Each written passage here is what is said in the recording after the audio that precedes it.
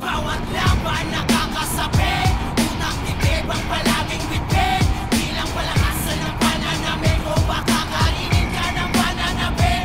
Bawat laban nakakasabi, utak titib ang palaging bitbit. Bilang palakasan ng pananamit o baka kainin ka ng pananabi. Bawat senaryo, tila laging madahas, ibang estilo ang laging nilalabas upang lumamon ng utak na marahas, mapamintas na mata, malaya ka lumabas. Itong laro hindi para sa lahat, hindi lang mapangahas sa kagong ibibigkas, malabong mapaatras, di kalitan na antas sa musika nagsagat, hindi ka mabibitin nito.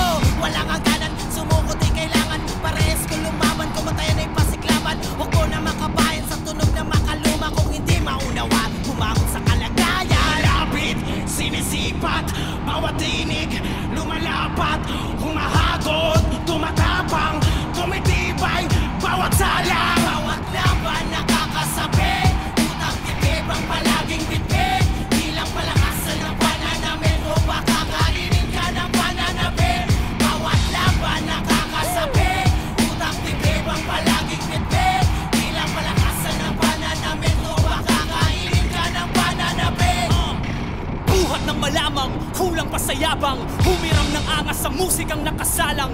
Doon na ginanahang, manggulat ng kalaban, tinulak sa hangganan ng utak at katawan. Respeto ang tupeyo sa gantong patimpalak, di kailangan ng ginto para masabing mabigat. Pagkamalikhain isagad, pag may nakahain sumunggab, di na baling masabihang mahangin, basta laging tumatatak. Di na baling na palaging natatalo, di ko nahangad ang kampinato. Para sa akin ay meron na nag-aantay na sagot sa mga plano. Di mauubusan ng bago, aking mabuhos ng todo. Di na bago para sa akin na mahulog na maganda pa ang dulot mga tama sa paggabi ng pulot. Kaya paano mo nasabing sasabay, matatalo mo ako pero malabong mapatay. Tugot pawis ang alay sa